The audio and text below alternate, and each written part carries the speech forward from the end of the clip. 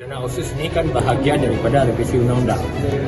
Kemarin DPR Aceh bersama Gubernur dan juga kami dari Polres telah rapat bersama untuk melakukan langkah-langkah optimalisasi agar terjadi revisi UPA. Karena revisi UPA itu bahagian pasalnya itu menyangkut dengan penambahan dana otsus sebagaimana yang tadi disampaikan tadi. Dan ini kami lagi melakukan langkah-langkah politis. Saya sebagai orang Gerindra telah melakukan langkah politis dengan fraksi. Semoga fraksi Gerindra dan insya Allah fraksi Gerindra telah mendukung revisi itu dan melakukan optimalisasi dana otsus tersebut. Pertama, saya sebagai anggota DPRI, yang kedua saya di Balik. Insya Allah kita akan mengawal revisi itu semaksimal mungkin.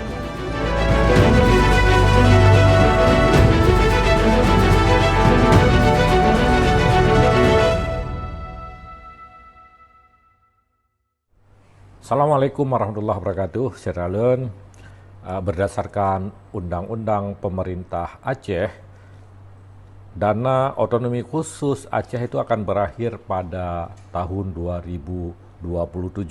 Artinya ada tersisa sekitar 2 tahun lagi ya.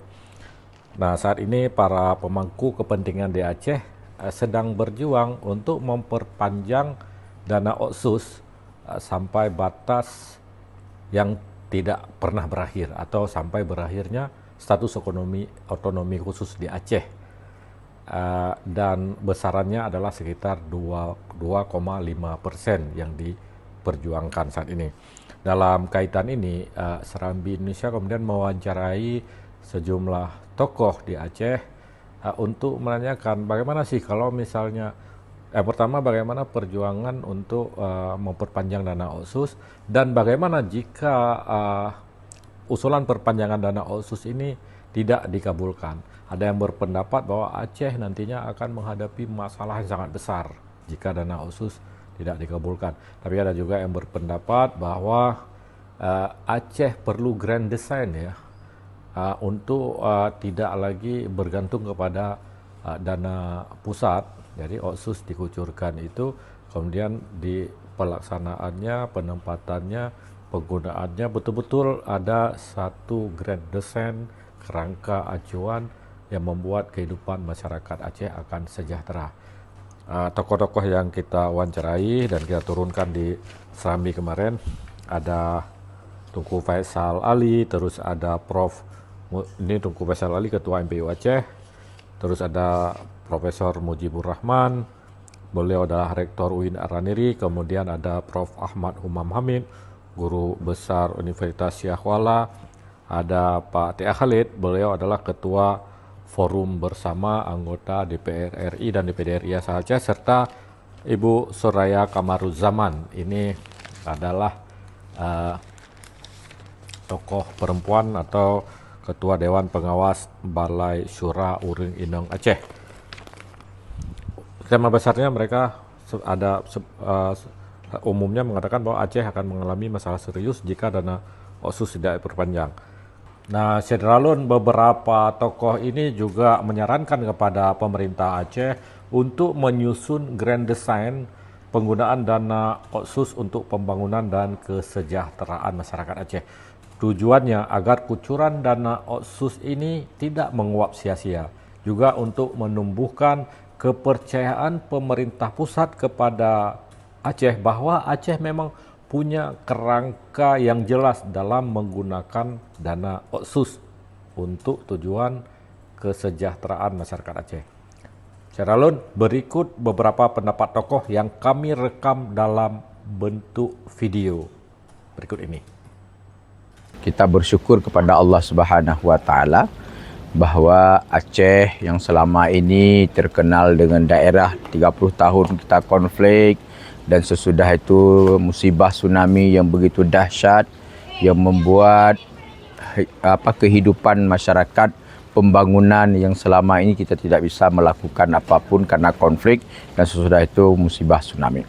Tentunya harapan masyarakat Aceh seluruhnya, ini bukan harapan pemerintah Aceh, tapi harapan daripada masyarakat Aceh agar pemerintah pusat untuk membantu pemerintah Aceh membantu masyarakat Aceh untuk keluar dari problem-problem yang selama ini, yang di mana bahawa problem kemiskinan masih sangat meningkat, ekonomi masyarakat yang belum begitu membaik, tentu butuh bantuan dari pemerintah pusat. Maka undang-undang pemerintah Aceh yang sedang direvisi, kami harap dari kalangan para ulama iaitu mendukung dan meminta kepada seluruh segenap pemerintah pusat, baik eksekutif dan legislatif, iaitu untuk membahas pembahasan perubahan undang-undang pemerintahan Aceh dengan mengakomodir iaitu 2,5 tentang dana otsus Aceh sebagaimana awalnya. Dana otsus ini sangat penting bagi masyarakat Aceh karena selama ini masyarakat Aceh hidup di dalam problem-problem yang sudah sangat lama, yang tidak bisa membangun pundi-pundi ekonomi, tidak bisa membangun dalam bentuk sumber daya manusia, sehingga beberapa faktor itu sangat menentukan oleh dana otsus itu sendiri. Kami mendukung dan mendoakan kepada Allah Subhanahu Wa Taala agar pemerintah pusat, seluruh stakeholder, seluruh yang berkepentingan untuk iaitu memberikan, mengabulkan permohonan masyarakat Aceh agar dana otsus itu kembali kepada 2,5. Kami sangat mengharapkan kebijakan dan kearifan dari Presiden Republik Indonesia, Bapak Prabowo Subianto, agar memperhatikan dan memberi dukungan terhadap perpanjangan dana otsus Aceh tahun 2025 dan seterusnya. Karena kalau dana otsus ini tidak diperpanjang, itu akan memberi dampak yang kurang baik dan signifikan terhadap perkembangan pendidikan di Aceh. Karena secara umum, dunia pendidikan di Aceh dan khususnya pengembangan pendidikan tinggi itu akan sangat berdampak ke arah yang kurang baik apabila dana otsus ini dihentikan. Jika sekarang saja misalnya ketika dana otsus itu masih diberikan kepada Aceh, perkembangan dunia pendidikan juga tidak begitu berjalan dengan maksimal. Apalagi kalau dana otsus itu dihentikan. Berbagai persoalan dunia pendidikan, baik pendidikan rendah, pendidikan menengah, dan pendidikan tinggi di Aceh, itu akan mengalami efek yang kurang baik atau negatif. Maka untuk itu, kami mewakili perguruan tinggi. Saya sebagai Rektor UIN Araniri sangat berharap kepada pemerintah pusat, khususnya kepada Bapak Presiden Republik Indonesia dan juga pimpinan DPR RI, agar memperhatikan aspirasi keinginan dari masyarakat Aceh yang sedang melakukan revisi Undang-Undang Pemerintahan Aceh dan juga sedang mengajukan perpanjangan dari dana otsus agar ini bisa direalisasikan, bisa diberi pertimbangan untuk digulkan atau direalisasikan, sehingga nantinya dengan adanya dana otsus ini, maka perkembangan pendidikan di Aceh itu akan mengalami perkembangan yang pesat. Saya memperkirakan kalau sekiranya dana otsus ini tidak dilanjutkan, maka akan mengalami suatu pasang surut, akan tertinggal ke belakang. Hari ini dengan adanya dana otsus itu sendiri, minat minat dan juga semangat dari generasi Aceh lulusan dari sekolah-sekolah menengah untuk melanjutkan ke perguruan tinggi itu juga sedikit mengalami kendala. Apalagi kalau sekiranya dana otsus ini tidak diperpanjang, maka tanpa dukungan dana otsus, minat dan jumlah lulusan SMA sederajat yang akan melanjutkan ke pendidikan jenjang perguruan tinggi itu dipastikan akan mengalami penurunan yang drastis. Maka untuk itu kami berharap betul pemerintah pusat untuk memberi dukungan yang penuh dan memberi realisasi terhadap usulan dana Otsus yang sedang diperjuangkan oleh pemerintah Aceh. Dana Otsus Aceh tidak boleh berakhir. Ini harus diperpanjang. Karena dana Otsus Aceh selama ini bukan hanya tulang punggung pembangunan, bukan hanya tulang punggung pemberdayaan ekonomi masyarakat, tetapi dana Otsus Aceh menjadi bahagian utama dalam menjaga stabilitas politik dan keamanan di Aceh.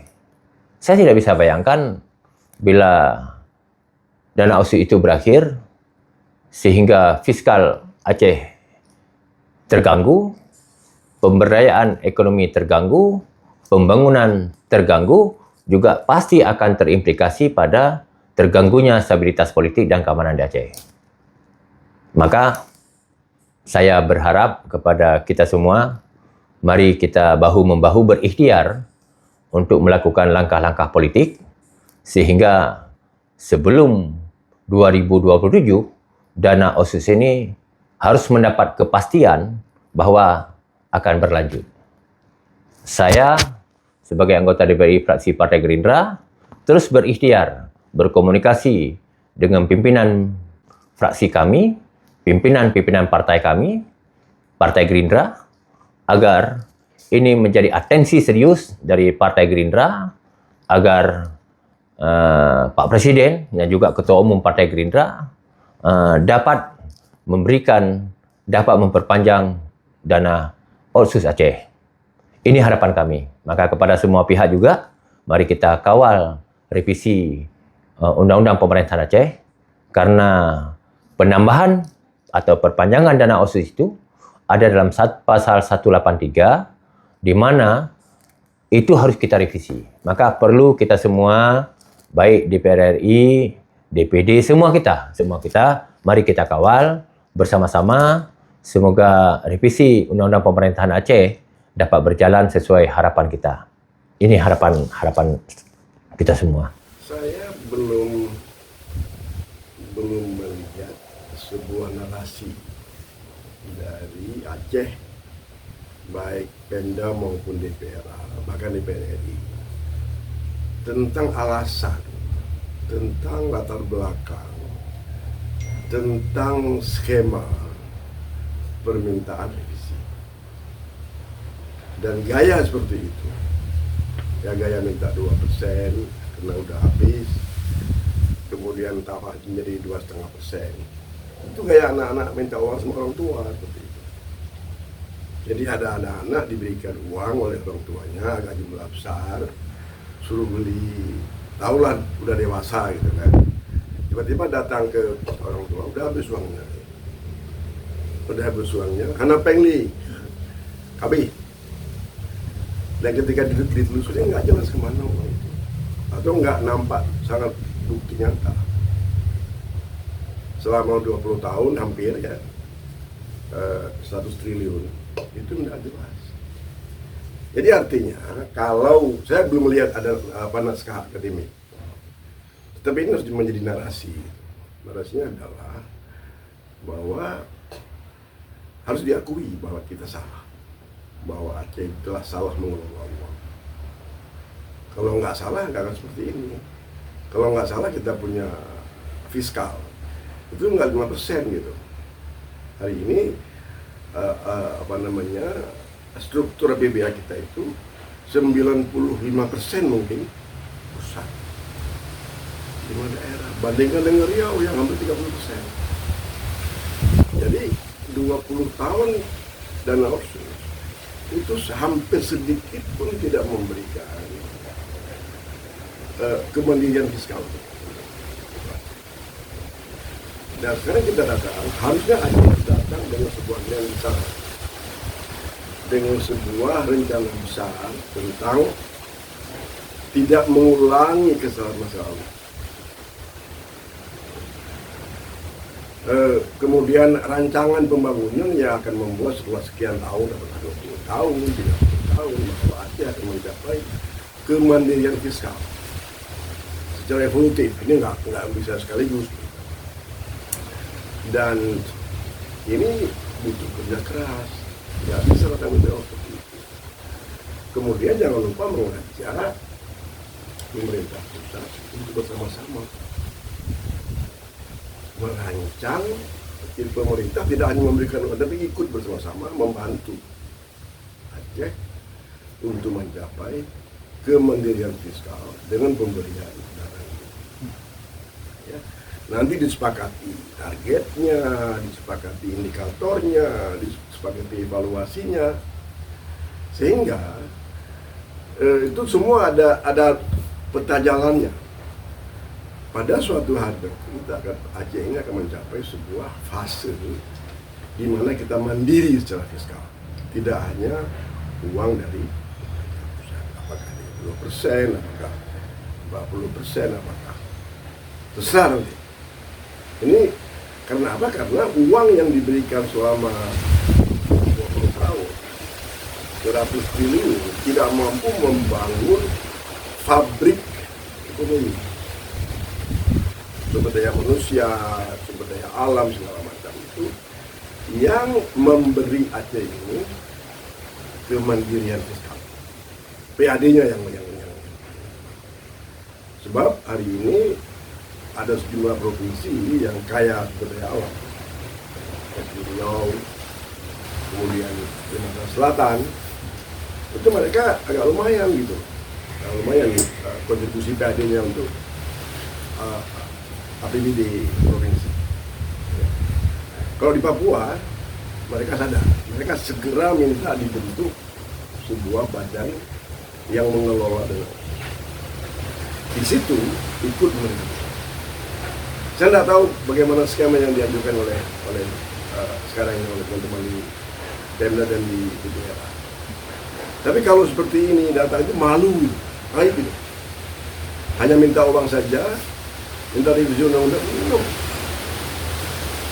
harus datang dengan bekal gambar besar ini yang akan buat rencana pembangunan jangka panjang, grand design, yang pada ujungnya adalah membuat Aceh ini lebih merdeka dalam tanda petik, itu fiskalnya lebih banyak, tidak sepenuhnya menjadi peminta-minta dari kemuliaan negara.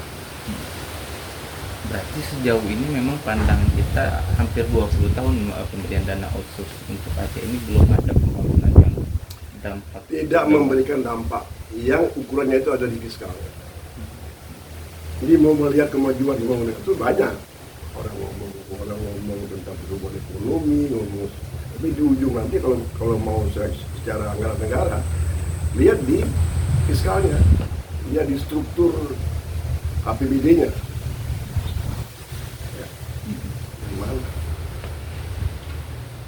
Nah, kalau misalnya nanti usulan perpanjangan dana otsus ini tidak diindahkan sama atau tidak ditanggapi oleh pemerintah pusat, memang betul Aceh misalnya tanpa ada penggunaan dana otsus ini? Sekarang begini aja. Uang pusat untuk kita otsus, dugaan saya melebihi 50%. Selebihnya baru uang-uang lain, ada istilahnya saya lupa, dana alokasi khusus, nanti kita lihat lah, atau dana alokasi umum. Tapi kalau dilepas nggak ada ini, ya tinggal uang 20%, nggak cukup untuk membayar gaji ASN gitu. Itu kiamat namanya. Jadi saya juga mendesak juga. Enggak, ini kan soalnya adalah dugaan saya ini akan diberikan. Tapi jangan mempertontonkan kebodohan daerah kepada publik nasional. Kebodohan seperti apa? Kebodohan, kita tidak tahu mau buat apa dengan uang itu. Jangan bilang kami punya, enggak, karena kita udah gagal datang berani bertemu dengan pemerintah pusat, kita akui kita belum berhasil.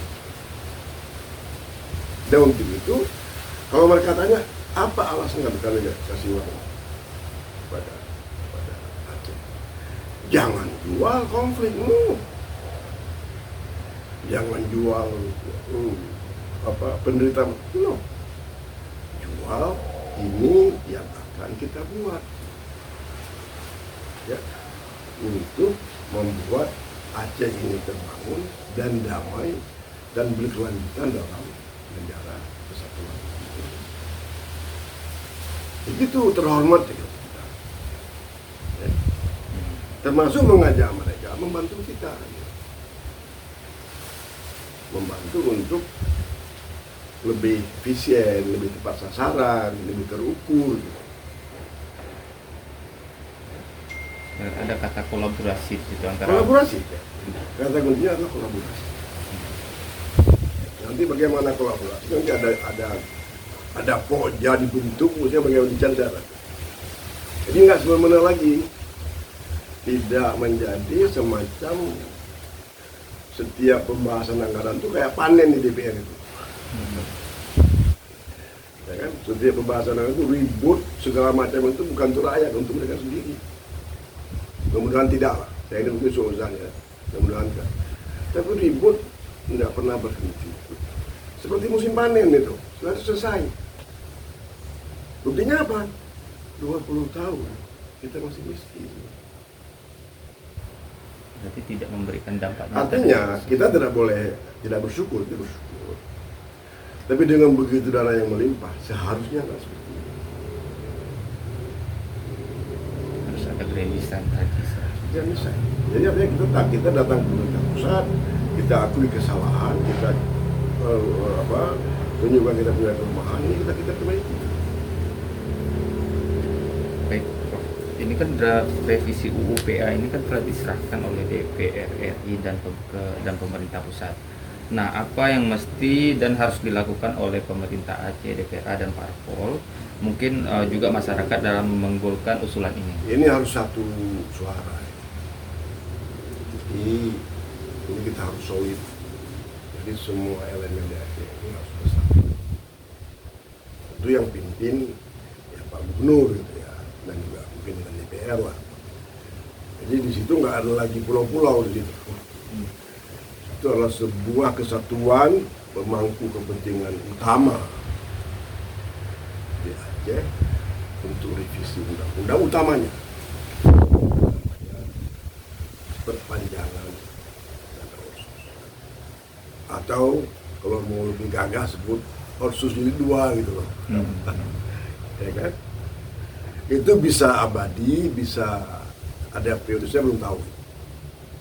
Sikap pembahasan Bisa 2,5%, bisa 2. Ini semua harus ada alasannya. Jangan datang ke pemerintah pusat itu mau bercekcok, bersih tegang harus 2, nggak bisa seperti itu.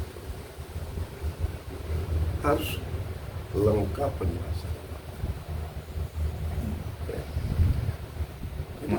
Jadi itu. Nggak boleh datang, pokoknya kami harus sama dengan Papua.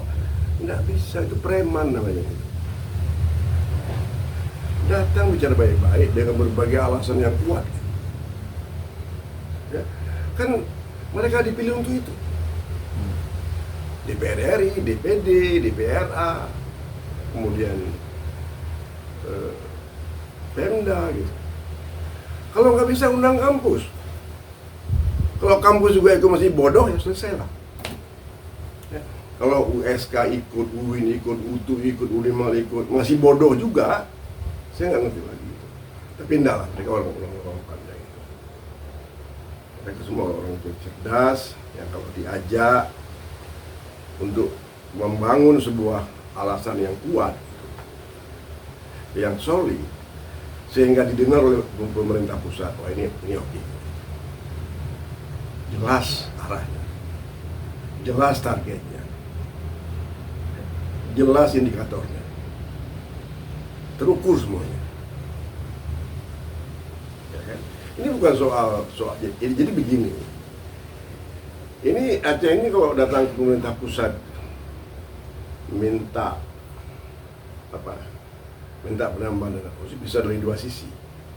Pertama datang dengan mental pengemis gitu. Yang kedua datang dengan mental jawara bodoh. Jawara bodoh itu pokoknya kami harus dapat gitu. Tidak akan dapat kalau seperti itu. Kalau pengemis juga nggak ada, kan pengemis nggak tahu apa-apa kan. Tapi datanglah dengan semangat kemitraan yang mengakui secara sportif selama 20 tahun ini ada sesuatu yang salah ya, yang berkelanjutan. Seperti diwariskan tapi dari tahun ke tahun. Artinya begini, artinya tidak pernah tertaut rencana pembangunan semenjak masa Pak SBY sampai dengan hari ini. Tidak ada sebuah benang merah. Berarti saat ini kita lihat memang setiap periode itu punya Enggak, Hasil- bagaimanapun tetap tidak ada, tetap saja ada benang merah. Misalnya, ya kan, waktu Pak Jokowi bilang kek, Sinemangke misalnya, itu dulu sudah ada ketika Pak SBY, sudah ada, namanya lain lagi gitu. Ya kan, infrastruktur ketika Pak SBY udah ada, tapi nggak semasif Pak Jokowi itu ada. Kita tidak terputus antar periode pemerintahan, terputus antar kabupaten dengan provinsi. Coba buka semua rencana pembangunan 5 tahun.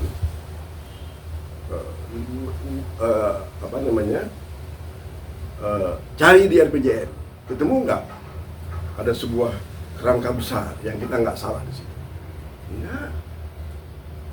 Suka-suka hati di situ, konsumtif. sesuai dengan kebutuhan masing-masing. Apa ya pokoknya istilah ya. Makanya saya katakan itu musim panen itu. Ya. Pembahasan di anggaran itu di provinsi di kabupaten itu musim panen itu. Buktinya kalau tidak musim panen udah sampai ke rakyat seperti itu. Mental, jadi kita dapat uang tidak disertai dengan mental yang benar untuk menggunakan uang. Dan nggak ada rencana besar yang memang jangka panjangnya. Tidak ada sebuah begini. Idealnya begini. Idealnya itu ketika kita dapat uang, kita udah ngomong dulu nih, tapi nggak didengar. Tapi sudah ada sebenarnya, cuma nggak diikuti. Harus ada sebuah desain yang teknokratis. Apa teknokratis? Itu yang mengikuti prinsip-prinsip ilmu pengetahuan dalam merancang. Bukan suka-suka hatinya gitu. Semua ada hitung-hitungannya. Ada skenario-nya gitu. Ada cara melaksanakannya. Ada cara mengukurnya. Dan ini perlu keterlibatan akademisi tadi. Semua komponen. Cuman karena banyak yang membaca itu di kampus, yang berpikir di kampus, dan bagi Aceh ini bukan masalah baru. Kalau saya lihat, justru kampus lebih hebat berperan pada masa Orde Baru ketimbang masa reformasi. Dan itu kita bisa perdebatkan.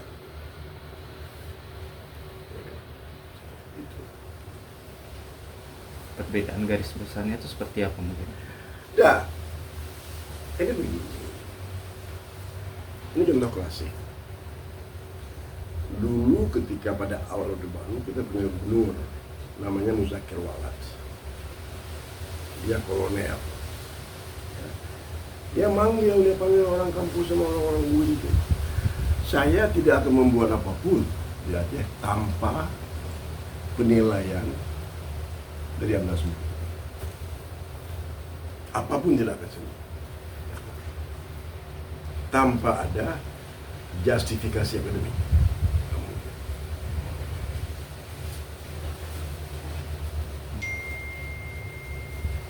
Jadi made in Muzakir Walad itu apalagi di masa itu banyak di mana-mana sampai hari ini. Misalnya Muzakir mengatakan kita harus punya rencana yang solid gitu. Nggak putus. Kalau itu Pak, kita perlu buat badan perencanaan daerah. Ayo buat kita. Itulah Bapeda. Itu pendengaran maju. Jadi kita ini tidak membuat sebuah kelembagaan. Pak Irwandi udah lumayan lah ketika dia buat program apa namanya, JKA, anak yatim, beasiswa. Tapi itu nggak disertai ketika dia selesai itu oleh yang lain dengan kelembagaan ada aturannya yang tuntas gitu. Nggak pernah. Itu dibiarin hancur di situ. Ketika diadopsi oleh pusat jadi barang itu. LPDP hari ini tuh dari Pak Irwandi.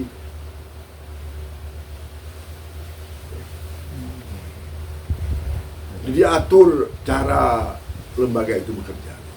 Lembaga itu bisa aturan, bisa organisasi. Gitu.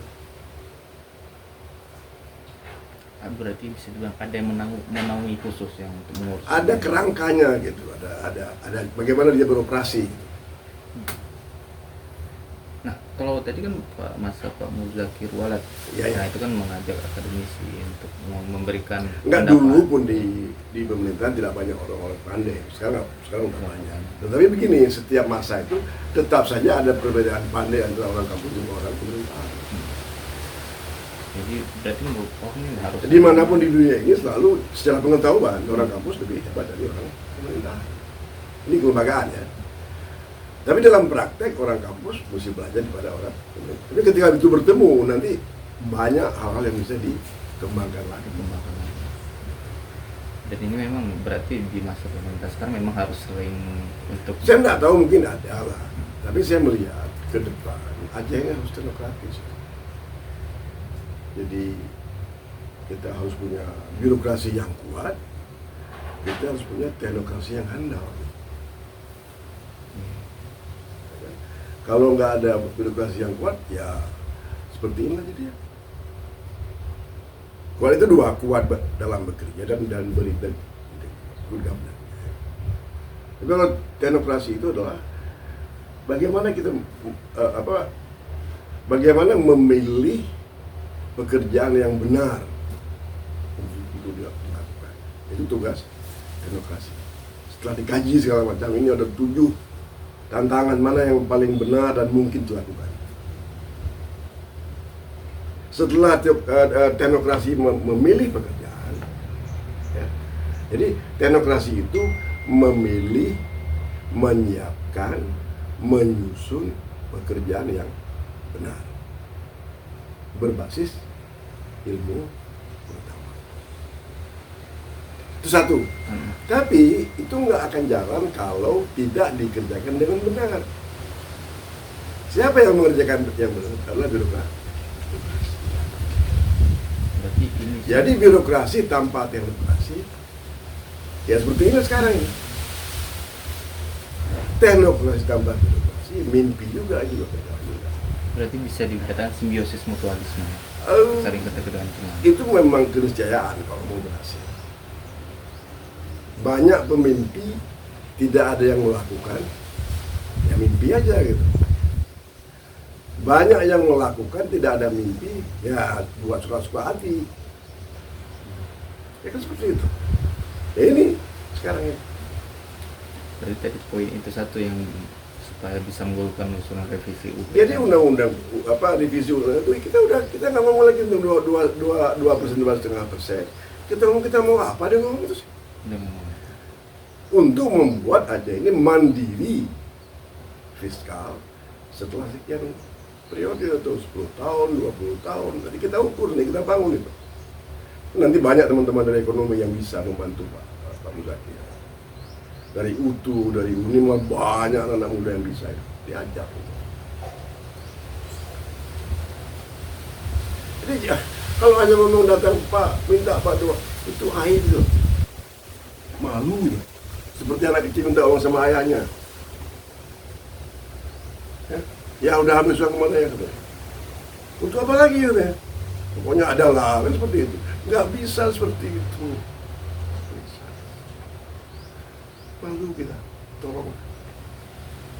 Datanglah kita kata dengan satu usul yang komplit dan solid, tidak ada lagi ribut-ribut di sini. Ini mau ini.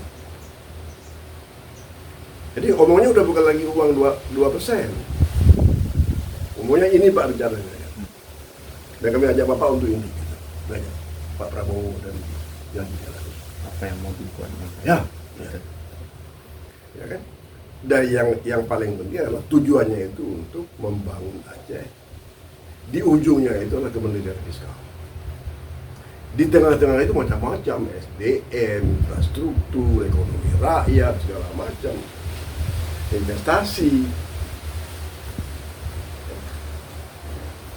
Saya kira itu. Tidak banyak yang harus dilakukan. Ya. Nah Pak, terkait ini kan permintaan perpanjangan dan penambahan persentase alokasi dana otsus ini kan mencerminkan kekhawatiran mendalam akan kemampuan bisnis skala Aceh jika dana otsus berakhir. Ya banyak sekali, kayak nggak ada lagi uang mau buat apa? Apalagi Aceh PAD-nya belum terlonjak dari SDA. Nggak bisa, nggak ada lagi, udah boleh kira. Berarti memang Udah kacau tuh nih. Pemerintah daerah pun udah nggak bisa berfungsi. yeah. Ya kan? Dengan begini gembungnya birokrasi ini kan, Aceh ini kan terkenal paling gembung birokrasinya kan. Nah, ada beberapa Banyak sekali pegawainya, ASN-nya ada yang honor dan segala macam kan. memang Itu nggak terbayangkan. Jadi kalau mereka itu ada horor ya, ada yang kayak takut kan. Ya, bukan trauma lah, kita kan trauma berulang, tapi ada semacam ketakutan yang luar biasa, itu banyak sekali. itu aja karena memang melihat kondisi Aceh Iya. Kalau nggak ada uang, berbeda mungkin sama provinsi tetangga yang kan iya mereka tinggi. enggak, mereka udah terbiasa dengan itu. Jadi mentalnya itu memang mental fiskal mandiri atau fiskal semi mandiri gitu. Saya nggak belum baca berapa persen di Sumatera Utara, tapi pasti banyak lah. Kita ini kelas kita tahu nggak? Maluku kelas kita. Papua, sedih kan? Iya. Maluku sekelas kita setelah 20 tahun kita hanya dapat uang. Artinya apa? Kalau hanya minta uang selesai, terulang lagi penyakit jilid satu. Ya. Jadi konkret masalahnya enggak sih? Tapi berarti kan memang di Aceh kan mungkin faktor kurangnya industri yang beroperasi di Aceh. Makanya kan ini kan mesti dihitung apa upaya untuk membuat investasi masuk Aceh. Kalau ada uang itu apa yang akan dibuat? Kebijakan apa ya? Segala macam. Dan yang kedua, untuk lobby ini kan macam-macam. Kan kita tahu bahwa yang pertama daerah ngomong terbuka dengan pemerintah. Tapi jangan salah, kita juga punya potensi lain. Kebetulan Presiden Pak Prabowo itu punya hubungan baik dengan Gubernur. Gubernur bisa ngomong. Tanpa harus ribut. Jangan nanti saya udah ngomong ke Presiden, jangan ribut-ribut, nggak usah ribut. Udah selesai. Jadi ya, mungkin Muzakir mana mungkin bisa membuat semacam diplomasi senyap gitu. Dia nggak ngomong apapun di luar, datang ke Pak Prabowo, tolong apa? Ya kan? Tapi tetap datang dengan penuh kesiapan alasan. Jangan hanya datang saja. Jangan hanya datang minta uang seperti anak kecil minta uang untuk beli bonbon gitu. Iya. Ya kan? Iya. Nggak boleh, malu kita. Ya Pak, terus mungkin saat ini sendiri bagaimana Prof melihat penggunaan dana otsus Aceh yang hampir 20 tahun tadi ini? Kembali lagi. Udah kita ngomong tadi. Iya. Udah selesai, nggak usah kita ngomong lagi. Nggak usah kita ngomong, udah selesai. Artinya nggak berbekas dia. Nggak ada berbekas. Ya, nggak ada berbekas. Nggak nampak. Dan nggak berlanjut gitu, nggak berputar. Jadi yang ada adalah kita dengan uang itu kita merusak governance, merusak tata kelola pemerintahan yang ada. Anak-anak muda kita yang lulusnya hebat di kampus, IPK-nya 4, ke dalam dipaksa oleh atasannya untuk mencari cara macam-macam gitu. Jadi mereka itu masuk udah ke dalam sebuah sistem yang jadi inkubator rusak di situ.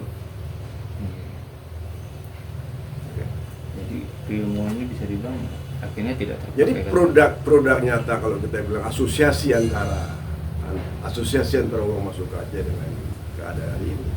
Yang pertama trust, kepercayaan publik kepada pemerintah harus nol. Ya. Karena apa? Karena korupsi. Ya. Kemudian birokrat yang juga rusak. Dia dipaksa oleh pimpinan yang dipilih oleh publik untuk mengikuti kehendak mereka. Pada awalnya berat dan susah, kemudian menikmati gitu. Awalnya enggak juga, mereka enggak bagus kita punya itu. Tapi setelah sekian tahun dihajar kiri kanan siang malam, ya, akhirnya mereka itu menikmati gitu. Ada yang diperkosa, kemudian menikmati pemerkosaan itu, kan lucu. Ya. Dan ini realita yang terjadi. Jadi itu hari ini itu. Dan yang paling gampang hari ini, apa ukuran yang lain yang paling? Hari ini kita Aceh ini mempunyai 800 anak muda itu tidak bersekolah, tidak bekerja, dan tidak dalam pelatihan untuk masuk ke dunia kerja. 800.000 orang. Itu hasil akhir daripada kursus 100 triliun. Ini sekarang. Ini data BPS, Sakernas. Bayangkan 800.000 anak muda, namanya net, not in education, not in employment, tidak kerja, dan not in dalam training. Mereka pulang ke rumah, lihat HP, kirim sosmed, minta rokok sama ibunya. Itu merata. Dan itu besar loh.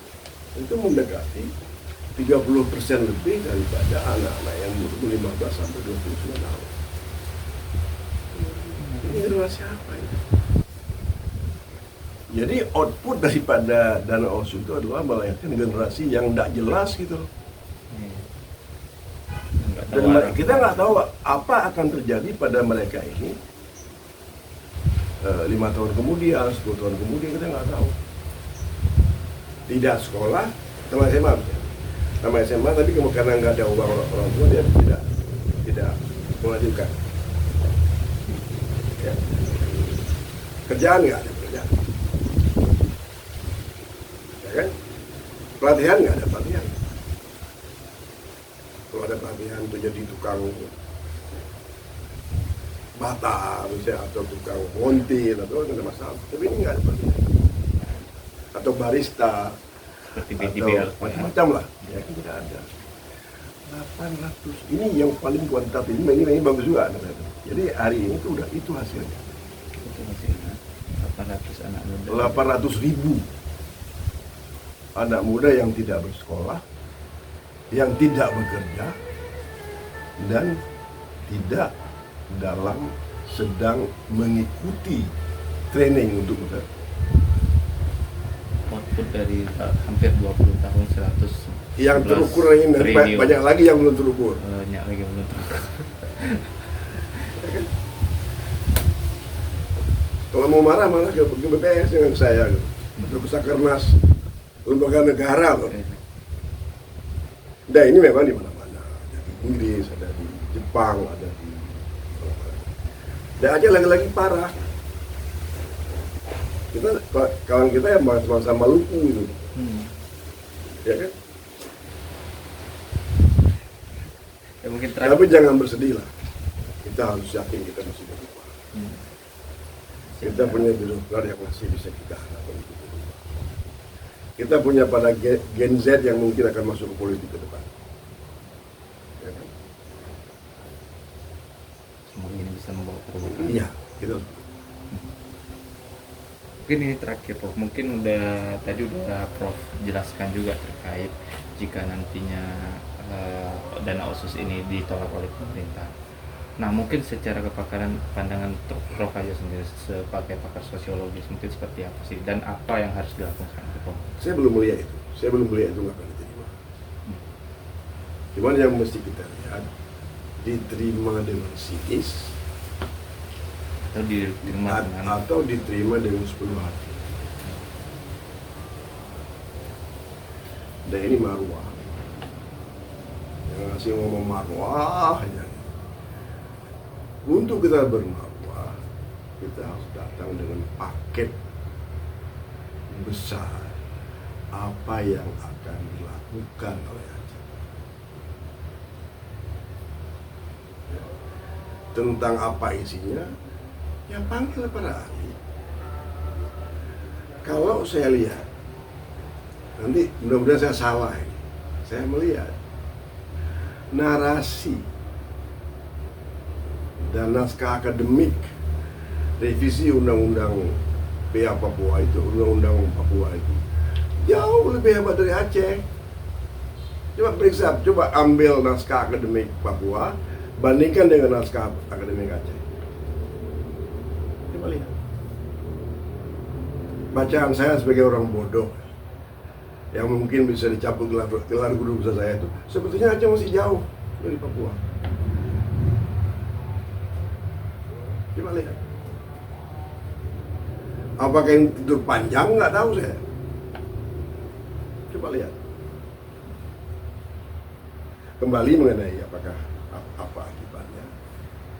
Ya akibatnya tadi itu. Bagaimana dengan anak-anak yang hampir 1 juta itu? Ya itu rawan untuk macam-macam. Rawan itu sebenarnya macam-macam, termasuk radikalisme. Sesuatu yang tidak pernah kita harapkan dan kita inginkan. Jadi saya tidak melihat pemerintah itu tidak memberikan. Tapi ketika dipikir itu apakah mukanya tersenyum, mukanya senang gitu, ya, mukanya kemudian udah, jangan dibiarkan. Kita harus kolaboratif. Kita harus minta dibantu. Jangan semangat otonomi sekali, merdeka sekali, nggak bisa. Ya kan? Ini kan teman-teman di Aceh ini pikirannya itu uang untuk kasih, setelah itu kan merdeka gitu. Bukan merdeka dalam artian negara, merdeka untuk merdeka sekali. Merdeka, no, nggak bisa. Kita udah lihat tabiat 20 tahun ini, akhlak, karakter gitu. Ya DPRK-nya, ya DPR-nya, ya pejabatnya, bupati, gubernur sama saja. Dan sekarang menghindari tanggung jawab, kami nggak ikut kami. Kamu di situ loh. Jadi pada kayak itu sekarang semua pejabat publik, kalau udah seperti ini, itu kita bersama. Gitu. Betul itu. Tapi kalau ada apresiasi itu kami. Gitu. Jadi ini kita tinggalkan. Sekarang ayo kita bersama lagi ini. Ya. Nanti kita lagi, jangan kami lagi setelah itu nanti. Jadi jangan sempat hari ini kami semua kita ke DPR, kita ke pusat minta dikasih. Setelah itu kami. We and you itu. You itu rakyat, we itu semua. Ya bohong. Jadi jilid 2 ini menurut saya itu jilid tobat gitu. Sudah cukup dari 111 triliun. Nasuha kalau ulamanya bilang gitu ya. Nasuha. Tidak akan lagi mengulangi zina politik, zina anggaran gitu toh. Zina proyek. Ya kan? Judi apa? Ya kan? Anggur proyek. Itu kan syariah itu kan, Ya. kan seperti itu.